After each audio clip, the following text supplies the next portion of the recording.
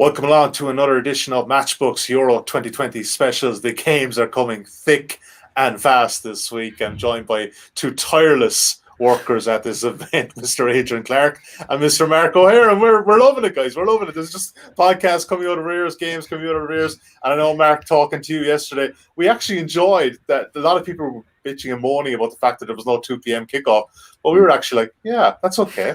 That's okay. breathe. And breathe, and absolutely breathe. Yeah. So look, it's been interesting so far.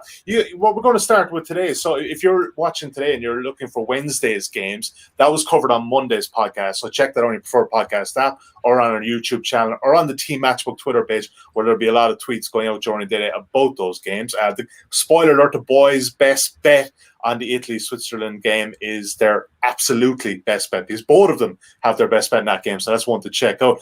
But let's take a quick look at the outrights, because obviously we're recording this on Wednesday morning, and if you are joining us now live, please do get in touch with us in your comments. I want to talk about the outright market, but big game in Munich last night, and obviously that French win, and both teams to score. You guys tipped it at 1.85. It went off at 1.72 at Matchbook. Bad, good beat on the market, but unfortunately bad beat in the game. But France, a big move on France. They were like 6.9, 7.0 prior to yesterday's game. They're now, you can see they're 4.9. England at 8.0. Belgium at 8.2. Italy, also a big mover over the weekend. They were 10.5 prior to tournament start. 8.6. 9.2 Portugal. Obviously, their big win in Budapest yesterday. In Spain, 9.8. Germany, big drifter out 12.0. Mark O'Hare, but I want to go probably further down the market. One of your back to lay options was Sweden at 121.0, and they're pretty much the exact same price as you can see on screen now. And you know, look, it's a back to lay option. I mean, a point in Seville, they're so well organised. That's still not a pretty bad option. I mean, that was a great result for them in Seville. Yeah, terrific result, because, you know, before the tournament started, you'd assume it'd be Spain and one other, or Spain and potentially two others, with the third place team potentially going through. But I guess Slovakia's win against Poland has, you know, really kind of upset the apple cart in Group E. I certainly didn't expect Slovakia to score 2 goals, let alone win the game. Poland were desperately poor, and it just means that the race to kind of follow Spain in, if Spain do get their act together and get the goals that their dominance deserves. It's going to be really interesting. Obviously, Sweden's fixtures now will be slightly, you can't really call them easy in major tournaments, can you? But they've got the tough one out of the way, and they've got Dejan Kulusevski back from COVID as well for the rest of the tournament. So, yeah, they look lively. Just a shame Marcus Berg is still being persisted with in attack, despite barely scoring for the national team in 5 years. But there we go. That's Sweden for you. This is banger. Isak was good though, Adrian, wasn't he? He looked very lively. Yeah, he's been linked with Arsenal, hasn't he? Which is kind of excites me, really. I was keeping close tabs on him. Yeah, no, he was sharp, wasn't he? He had great balance, lovely footwork, bit of real hard worker. So difficult, really, to gauge any of Sweden's other players there, because he didn't have any of the ball, didn't have any touches. It was basically the defence proved that they're a real good barrier. Isak proved that he is someone to keep your eye on, a real danger man. As for everybody else, I mean, they barely had a kick. So I think there's a little bit more to learn about Sweden, and we'll find that out, won't we, in their next 2 games. Yeah, and the beauty of the exchange is that, like, they're 121.0 right now, but I mean, if they qualify for the last 16, you're going to be able to lay out and get your money back. And speaking of which, if you do want to still get involved in the outright markets, they're obviously still there. You know, we've seen every team at least once now, and if you do want to get involved and you have not got a Matchbook account, we've got a pretty decent welcome offer that incorporates this outright market.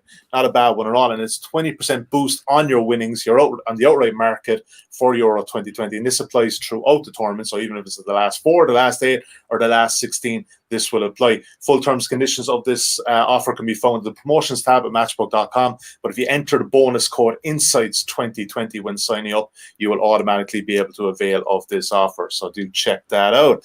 All right, gentlemen, let's get into it. 6 games we've got to cover today, and Thursday game is the first one. It's Ukraine and North Macedonia. And Mark, I will start with you for this one, but let's take a look at the betting as we have it at matchbook.com currently. This game in Bucharest, of course, and Ukraine coming off, possibly, potentially could have got a point in Amsterdam the weekend, and you can back them there at 1.71. North Macedonia obviously lost 3-1 to Austria. 6.3. The draw is available at 3.76. North Macedonia, you can back on the Asian handicap with 3/4 of a goal start at even money 2.0, practically the exact same handicap against Austria. And that's the home team total goals. But I think the main total is 2.25 currently, and slightly shaded towards the under there. Mark, all right, lead us off. I think you guys are looking at a goals angle in this one. It could be a potentially open game in Bucharest. Yeah, I think Group C was fantastic fun on Sunday, wasn't it, with the two games, particularly the match involving the Ukraine. I don't see any reason why this match won't follow that similar sort of path what we saw at Sunday, because both teams are on 0 points. And so getting a result here is almost a necessity, really, for both teams if they want to progress, whether that's a win or a point. We do know that the second round of group games sees goals per game increase up to 2.43 per game, 79% of games featuring at least 2 goals in European Championships. If you take the second round of group games as well, overs increases, BTTS increases, because the jeopardy, the desperation, it all begins to creep into play. And I think we're going to see that in this match, particularly from a Ukraine perspective. But, 3 points might well be enough to progress, but probably not with a negative goal difference. So from North Macedonia's perspective, there's no real reason to play for a point here at all. They have to kind of go out because they've got Netherlands up in their final game in Amsterdam as well. And I thought they gave a good account of themselves against Austria, it must be said, despite losing the game pretty fairly, you have to say. They do have a few decent technicians in forward areas. I think that's where their strength is going forward and is attacking teams rather than defensively.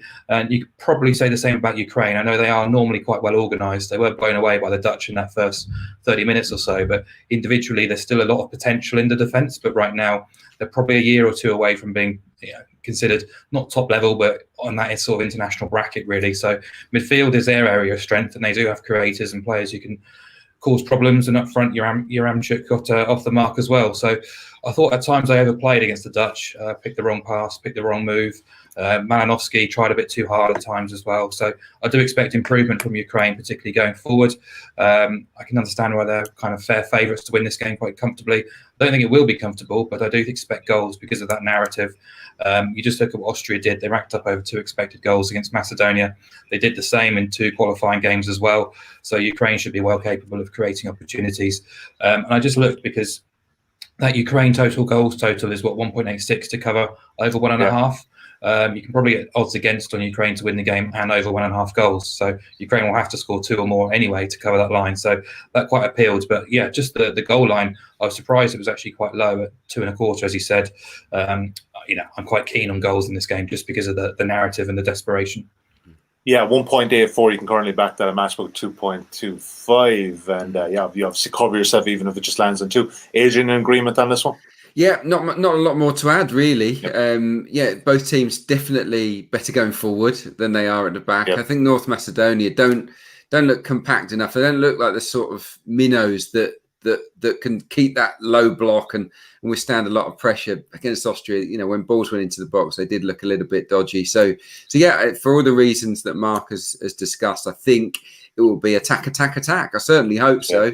And Ukraine have got some good players. I mean, Yarmolenko, Yaramchuk, Malinovsky, I think will play better. He'll get a lot more of the ball. They showed good spirit against Holland. They were battered for a lot of that game, but they stuck at it, and they've got a few good technicians in there. So, and I looked at their average, actually, going back to September 2020, 15 games for Ukraine. What's the average goals per game? It's over 3. So they're the sort of side in international football. They're involved in decent matches, and I think this one will be that. So over 2.25 for me is the best one. All right, consensus there on overs, 1.84 as we said at Matchbook.com. All right, let's move on. Denmark, Belgium at the Parken in Copenhagen. 5 o'clock kickoff here on Thursday. Current betting as we have it at Matchbook.com. Denmark, you can back a 4.4. Belgium at 2.08. Draws available at 3.28. Denmark getting a half a goal start at just under 1.88 on the main Asian handicap, and the total is middling low enough one, 2.25, shade towards the over. And Adrian, look, I mean, we all saw what happened last Saturday with Denmark, and it's just going to be so hard for them to come out even with Eriksson in a fit state. What do you think with this one? Because obviously, look, fundamentally, he's a big loss as well. There's no getting past that. But I mean, this is a brand new game. We've had a couple of days, and you fancy them to at least get a point here. Look, it's a difficult game to assess, isn't it? Because none of us will know. Denmark won't know what their mindset is truly like until they're out there on the pitch. My hunch is that they'll be really fired up, and they'll have such a weight of support behind them inside the stadium, from the nation as a whole, from across Europe, really. Yeah. That I think that might act as inspiration. Obviously, it's hard to gauge their game against Finland. They did create a lot of chances, albeit against Finland. They don't look elite when it comes to the finishing department. I think that much is fair to say. But I think they can be competitive. Even if the Eriksson thing hadn't have happened, I think they would have been competitive in this match. But yeah, just with the emotional side to it, I think that they will really give everything. And this match, in the context of the tournament, it means a lot more to Denmark than Belgium, who already, of course, got themselves into a very good position to qualify. Tactically, I'm looking at it as well. They're 4-3-3 against Belgium's 3-4-3. Gives them an advantage numerically in central midfield, which I think is a potential issue for Belgium, who love to stretch the pitch really wide. We saw that in the first game, and it leaves them light when they lose the ball. And I think that Denmark could hurt them. I do, especially with the 3-on-3 potentially at times up front. So yeah, tactically, I think Denmark have got a chance. Belgium, for me, cruised it against Russia. Loads of the ball, not that many chances created. Wasn't blown away at all by Belgium, but they did beat Denmark home and away, didn't they? I think in the Nations League, so that they'll take heart from that. So yeah, for me to sort of surmise, I think that Denmark can be competitive here.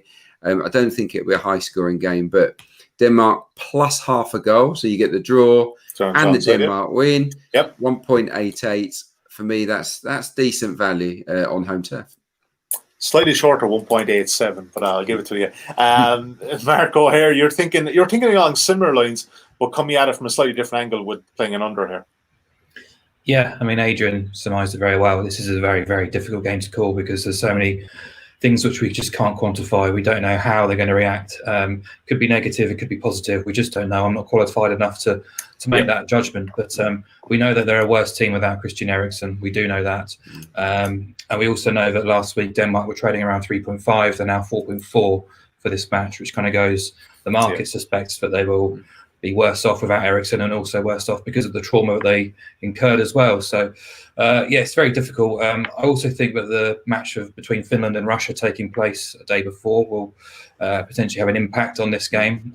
Finland potentially getting a point and almost assuring themselves a qualification if they avoid defeat against Russia, or if Russia win. The pressure really is on Denmark here. So it's very difficult to call. I do think what we do know about Denmark is they can be strong, they can be physical, they can be well organised. Not quite the same under Kasper Hjulmand as they were beforehand, but they still now start to try and play football a little bit more. But, as Adrian said, Belgium did beat them home and away in the Nations League. Wouldn't say comfortably, but, quite professionally. But they also had a stronger team out themselves in those games. Still probably going to be about KDB, Hazard and Witsel as well. So they're weaker too. But kind of breeding into what Adrian was saying, if Denmark, the reason why I've taken under 2.5 goals is if Denmark are going to avoid defeat, it's not going to be 3-0 to Denmark. It's not going to be 2-1 to Denmark. I can't see this being an open, exciting game. It's probably going to be 0-0, 1-0, 2-0, 1-1. So that was my kind of way, just because I've also got the Belgium narrow win on side as well. So not a huge amount of stats, trends, or real strong opinion there to back up the hunch. But it's just because I just think if Denmark are going to get something out of this and they are going to play above themselves, it's unlikely to be a thriller. So that's the way I came at it. Yep, under 2.5, currently trading at 1.75 at Matchbook. And Adrian's tip of Denmark plus a half of 1.87. So obviously keep the draw on side there as well. All right, potentially a cagey affair at the Parkin. Next game we're moving on to Thursday night in Amsterdam is the Netherlands and Austria. You come back to Dutch here at just over 1.61. Austria 6.4. The draw available at 4.3.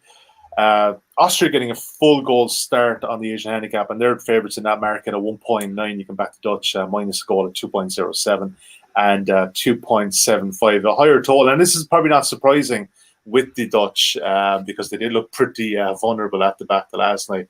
Who am I starting right here? Adrian, talk to me about this one, mate. I think what we said about the Dutch, they did look pretty open the last night. But on the flip side, they look pretty attacking. You kind of got the sense that was a big result for them, though, getting off to that start. And there's potentially in the background with Frank de Boer and pressures on. And it was a big one to get off with 3 points. Well, it was a cracking result for them. I think we kind of got what we expected, although they impressed me a little bit more maybe than I anticipated. They took the ball by the horns. They wanted to dominate the game. The tempo was pretty good. And until they got in front by 2, they were really strong, I thought. And then de Boer, we've caned him, haven't we? We've absolutely hammered de Boer. We don't rate him, and I don't think he helped matters with his substitutions. And all of a sudden that they had a bit of a panic up, and to their credit, they came good. I think there were not enough, even though they scored goals. I don't think there were enough attacking players on the field. Obviously, with the 5 at the back. Very reliant on those wing backs. We saw Dumfries getting into the box to have efforts on goal. Not a lot of creativity. Wijnaldum's the 10, and then you've got 2 up front. A lot on Depay, really. Weghorst is a good, strong centre forward, we know. But yeah, they're a strange team, and I find it hard to back them heavily in this game. Not least because Austria surprised me.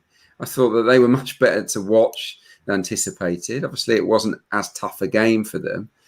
But in Sabitzer and Alaba, they've got 2 players that Holland could do with, really. Excellent crosses of the ball, good creativity when they get in the final third. And they looked quite sharp to me. And I'm also looking at this tactically, very similar systems, slight tweaks, basically both a form of 3-5-2. And when that happens, you're effectively man to man, and sometimes that can mean that the teams cancel one another out. And I do think for that reason, and based on what I've seen with my eyes, that Austria can be competitive like Ukraine were in the game. So for me, Austria with a full goal handicap appeals. Holland haven't blown many teams away. I've looked at their record against teams in this competition. And the last time they won by more than 1 goal against anyone in this competition was back in September 2019. So it's been a mix of defeats, draws, and narrow victories. So for me, I don't see them blowing Austria away. So Austria +1 would be my pick, but it'd be a small play. I think this is a tricky game to call. Yeah, tricky game to call indeed, and that, like we said, Austria plus a goal. Even if they lose by a goal, you get your money back, and that's currently a 1.89 a Matchbook. And Mark, I think you're coming at this from a similar angle, but you're looking at it and playing in kind of an unders. I think under 3 was your main angle in this one. Yeah, I don't mind what Adrian suggested there with the Asian handicap. I did think, after saying what we said about Ukraine and North Macedonia, I wondered whether the line's just been a slight overreaction coming into this game, because it has been set quite high. And I do think both teams have got 3 points on the board. A point here for each will basically see them through. So potentially they might take certainly from an Austria perspective, I do expect them to take things a lot more constrained or restrained, I should say, rather than they did against North Macedonia, where they were clear odds on favourites. They went into that game knowing that beating North Macedonia was almost imperative to have any opportunity of qualifying from this group. So even still, Franco Foda selected an interesting team, you could say, a back 3, back 5, if you like, with David Alaba slipping back in there. A lot of people expected him to play on the left midfield, which he has done for Austria of late. So he is known to be overly cautious and quite pragmatic and stuff. That's been a huge criticism from back home. So do not be surprised if they do sort of batten down the hatches and play for a point here, knowing it will see them through. Again, this game's taking place after the Ukraine-North Macedonia game, which could have an effect as well on the mindset of these players, or expect from Franco Foda at least as well. So, yeah, I thought the Dutch were a little bit difficult to read, quite chaotic. The midfield structure was a bit all over the place. De Boer didn't really seem to know what was going on at half time or in the second half. Don't worry, I'll keep caning him throughout this competition. Crystal Palace fans will love that, so that's good. So yeah, I mean, Depay was lively, obviously, a very lively start. Weghorst was in destruction mode, which is always quite enjoyable to watch. The wing backs bombed on.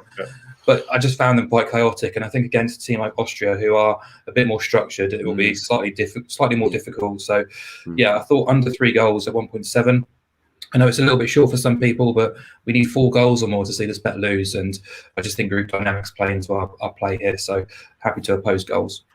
Yeah, 1.7, and it is short, but look, don't forget you can do multiples at Matchbook as well if you want to throw them into an ACCA, whatever else, might be one good one to back in. Also, we're halfway through this show with 3 games done. If you have missed one of the selections from the guys, check out insights.matchbook.com to be a full recap of all the tips and all the games up there throughout the tournament. It's a good one to have in your back pocket. All right, England, Scotland, Wembley, Friday night.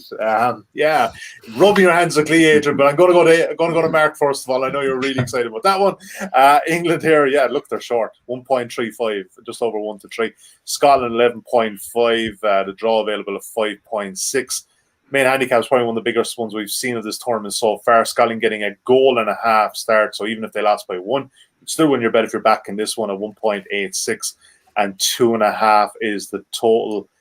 Slightly shaded towards the over there. Marco area. Look, I mean, so tough on Scotland on Monday. They obviously deserve to get more out of that game. They didn't, and now they're very much behind the 8 ball. And but what can they at least kind of make England work for it in this one?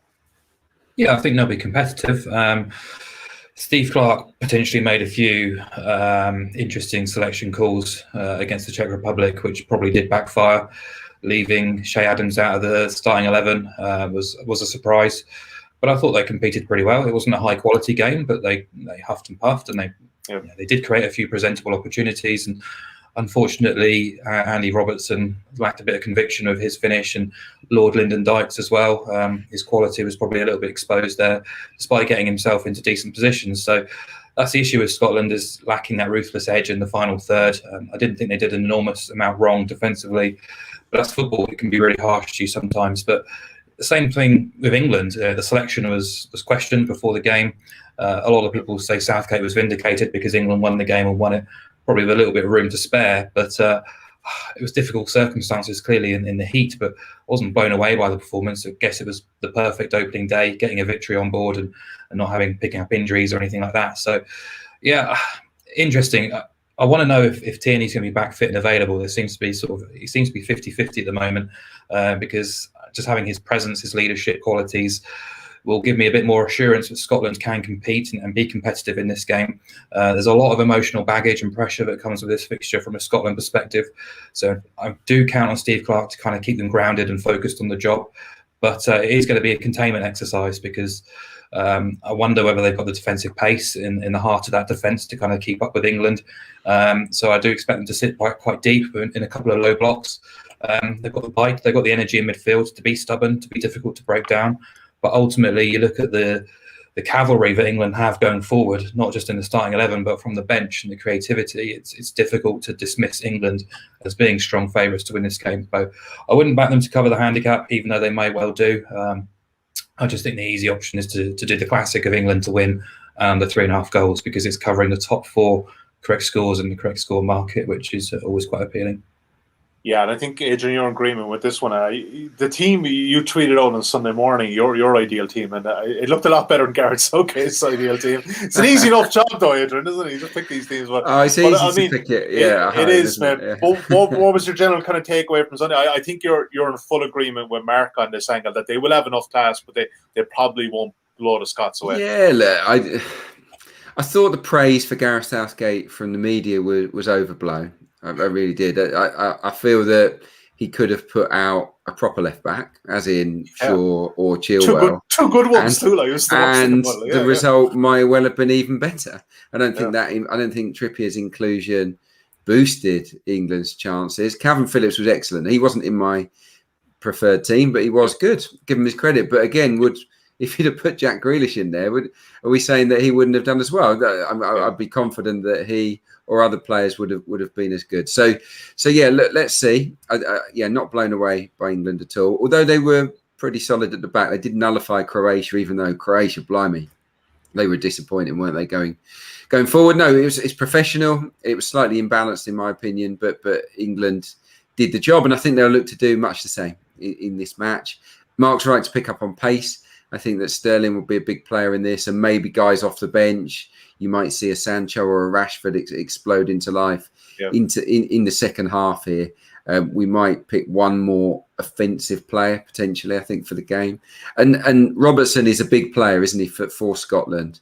And you'd like to think that England's strength down that side, particularly at right back, be able to nullify the threat of Robertson. Tierney, if he's fit, obviously gives Scotland a better chance. But yeah, I can't see them creating as many chances, Scotland, as they did when they're down at Wembley. So yeah, for me, absolutely the same. I see England winning a cagey, tight, maybe scrappy match, and it being under 3.5 goals. It's been a bit of a classic punt from us so far during the Euros, and look, and it will continue to be. It's worked for us, and I think I've got a hunch it might work for us here too. Oh man, the only thing that beats us is the draw. We can't see Scotland winning. Surely, the only thing I think that beats us here is a Scotland point. I think England should have too much class, and England to win it under 3.5, available at 1.97 at the time of recording at Matchbook.com. We almost, speaking of those ones, we almost got clipped. We didn't really, but like Portugal to win it under 3.5 goals. But why were we setting that at the end? That should never have occurred. We barely were sweating for 80 minutes, and then we were sweating for the last couple of minutes. Different kind of sweat, the worst kind of sweat. There was no peace at all in that game. All right, my missus was watching the last 15 minutes with me, and she's always trying to work out what I'm on. So, are you on this? Are you on this? Are you on this? And obviously, when Portugal went 2-0 up, I was like, yes. And she was trying to work it out. And when the third goal went in the last 5 minutes, I was going, no, stop attacking. You've won the game. She was like, I really don't understand what you've backed here. So it's just the perils of unders. I'm impressed you found the better half that actually encourages this gambling stuff. They're hard to find, mate. Let me tell you, they're very hard to find. All right, let's move on. Friday afternoon. We obviously started with the marquee game on Friday night at Wembley, but we're going to just double back and have a look at Sweden-Slovakia, which is a Friday afternoon game. You can back Sweden here at 1.89, Slovakia at 5.2. The draw available at 3.44. The main handicap currently against Slovakia with a half-goal start. 2.08 good odds against her, 2.25, and shaded towards the under, which is probably not that surprising given both of these teams. Adrian, you like the under here. You're also thinking it's a bit of a kind of a cagey affair, but Slovakia, I mean, look, they're potentially through now. After that win against Poland, which is that's competition we have, but definitely a point will see them through here. And Sweden, we saw enough of them. We touched them at the top of the show. But you just expect a cagey affair here, full stop. I think it'd be close. Slovakia surprised me in a good way. I thought they were really sharp, actually. Some of their players looked lively, didn't they? Mac, his part in that goal was excellent. Obviously, the defenders were outstanding.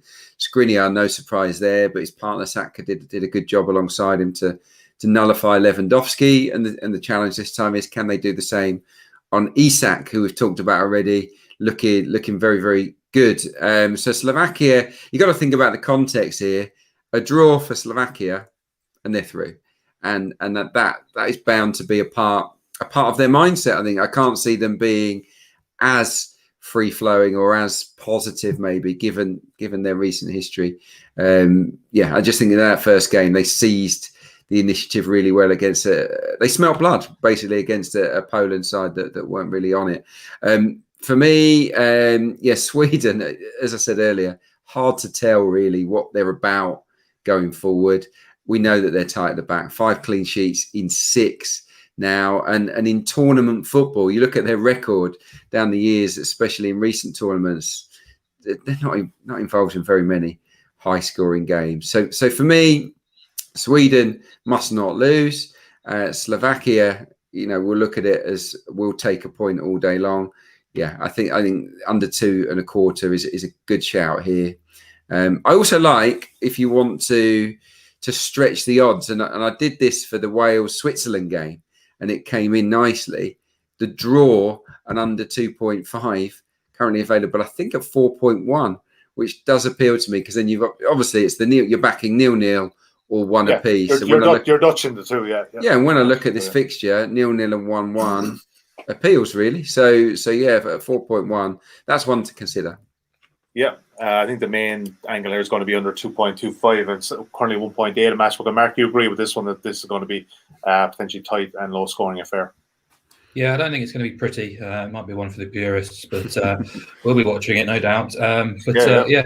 It's Slovakia. They showed how stubborn they can be, how difficult they can be to open up, and we've seen it many times in the past 18 months or so. But they are defensively organised. They just don't have a huge amount going forward, and yeah, they were lively at times. But I think Poland were desperately poor in that match. And if you look at the game in sort of 15, 20-minute periods, Poland are actually starting to find their way back into the game in the second half, and then the red card occurred. And as Adrian said, Slovakia smelt blood, but they were very comfortable sitting in that low block, inviting pressure on and trying to counter. They played again without a recognised striker. Duda led the line in a false 9 position, so they are quite comfortable playing that defensive game. And as Adrian says, a point gets them through. So why are they going to go out and play attacking football here?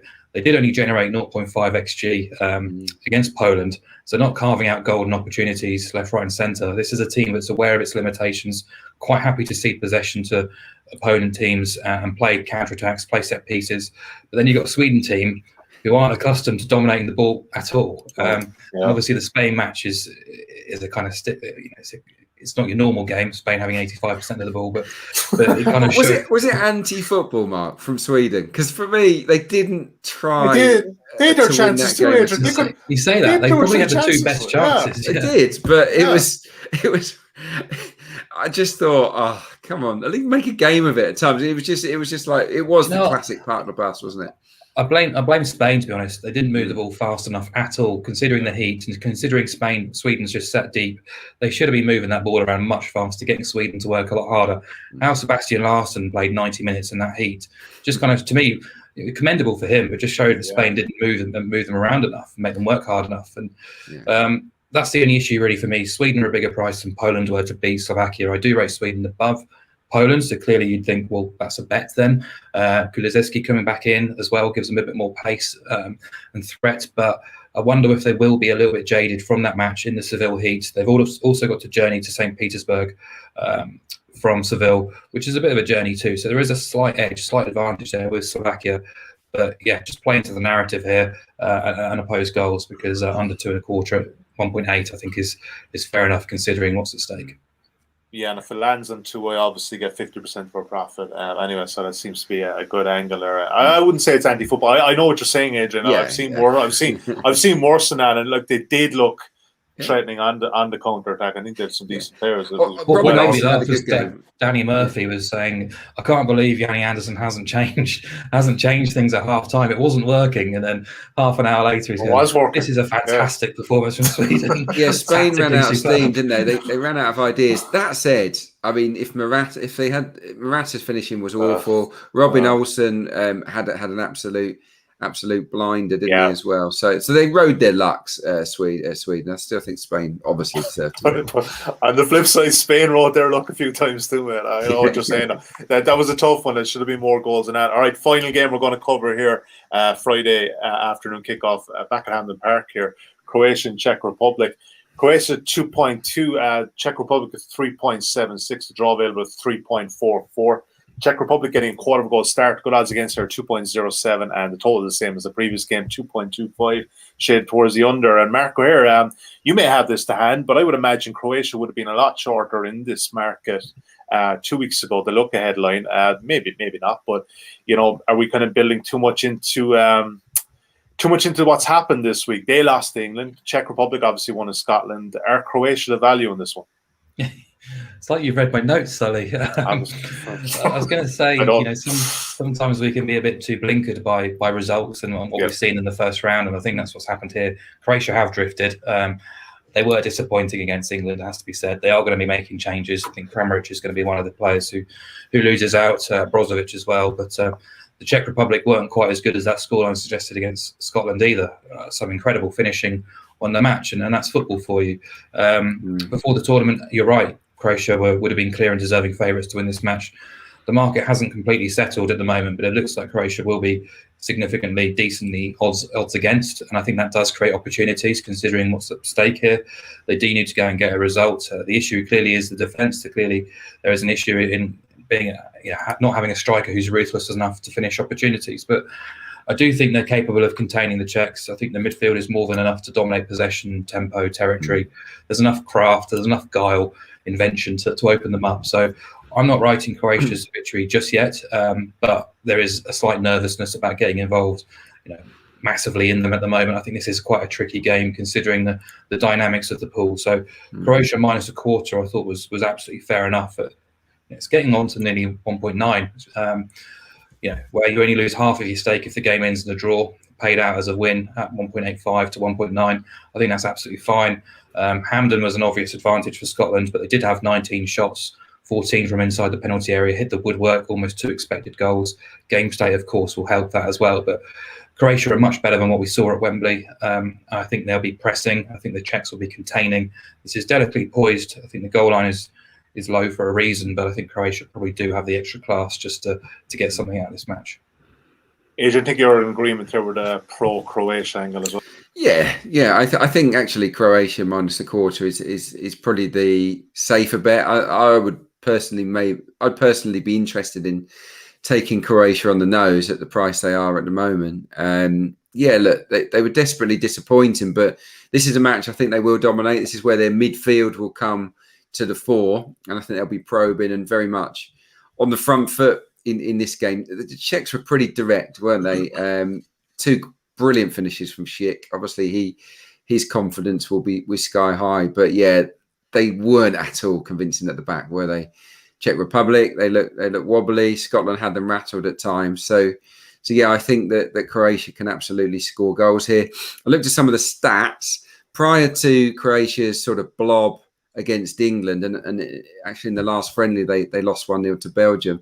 Prior to that, they'd scored in 11 of 12 games, Croatia. So they're normally okay in front of goal. It's keeping clean sheets that are the problem. I think 2 in 14. So you could look at both teams to score here, but personally, I like Mark's shout. I think Croatia minus a quarter is a good play here at the prices being offered. Croatia are a better team than the Czech Republic. It's as simple as that. And I expect them on the back of a defeat to come out determined to take all 3 points. And of course, all 3 points aren't quite as desperately important for the Czech Republic here. Yep. And I certainly don't see them beating the Croats. Yeah, a small bit of cover there with the quarter of a goal there. Like Mark said, if they draw, we at least only lose half of our stake. And that will appear on site. If you're wondering when we're saying about a quarter of a goal, that will appear on site as 0.0/0.5. Half your bet on 0.0 and half your bet on minus 0.5. Let's do a quick recap just before we get the best bets, gentlemen. What we have so far, 6 games covered across Thursday and Friday. Ukraine or Macedonia, we have the overs there 2.25. Again, that'll appear on screen as 2.0/2.5, and that's at 1.84. Denmark, Belgium, 2 selections here from Adrian. Denmark plus half a goal at 1.87. Mark is liking the unders there, under 2.5 at 1.75. Netherlands, Austria, 2 picks here as well. On the 3 goals at 1.71 for Mark, and Austria plus a goal at 1.9 for Adrian. England, Scotland, consensus here on this one. England to win and under 3.5 goals, currently available at 1.97. Sweden, Scotland, consensus pick here as well, under 2.25 at 1.8. And we just touched on there, Croatia, Czech Republic. Croatia minus a quarter of a goal at 1.87. All of those bets can be found on insights.matchbook.com. Just in case you missed any of them, check that out throughout the tournament. And just before we get there, if you guys like ACCAs and you like favourites, the favourites in those 6 games placed 30-1 at Matchbook, 31.0 currently. So if you do want to get involved on that, I would suggest maybe Friday night's games. It's a small bit shorter, 5.5, Sweden, England, and Croatia. That might be a bit more palatable and probably a bit more winnable, I would suggest, to a 5.5, currently available at matchbook.com. Best bets. You guys are in alignment on this one. Mark, explain what your team, Adrian, and team Mark's best bet is going to be this week. Adrian got there first, in fairness. It was England to win and under 3.5 goals against Scotland. I'm not going to say it's going to be a routine, but you would expect England to get the job done. Scotland will be competitive, but I'm just not sure they've got enough in the final thirds to trouble this England team like they did against the Czechs. So, it'll be a momentous occasion, I'm sure, but hoping it gets quite feisty, quite physical, but England will probably come out on top. Yep. Thumbs up, Adrian. Yeah, big thumbs up from me. Yeah, I'm definitely going to be backing this myself. My number 2, if anyone is interested, my number 2 pick would be the Ukraine and North Macedonia over 2.25 goals. I think we were both pretty aligned on that one too. For a number of reasons, we see both teams being on the front foot, going for it, and attacks are certainly better than defensive when it comes to those two teams. Mark, was that going to be your second as well? Yeah. That's quite good, actually, isn't it? We've both got our top 2 best bets out there. I don't know. It's almost like we're hanging out with each other for the last couple months. I don't know what it is. It's a certain alignment. Nothing wrong with that, of course. Thank you guys as ever. You guys are doing a sterling job so far. We're getting there. We're back again on Friday for our 3rd recording this week. First time ever. These guys, I've never seen so much of these guys, but it's fantastic to see it. Compared to last year when we weren't seeing each other at all. So this is good. So Friday at 1 o'clock, we'll be covering Saturday, Sunday, and Monday's games. So I think there's only 8 or 9 games we have to cover there, guys. So that should be easy enough. Enjoy the next couple of days. We'll be back, as I said, on Friday. Until then, best of luck with your bets, and bye for now.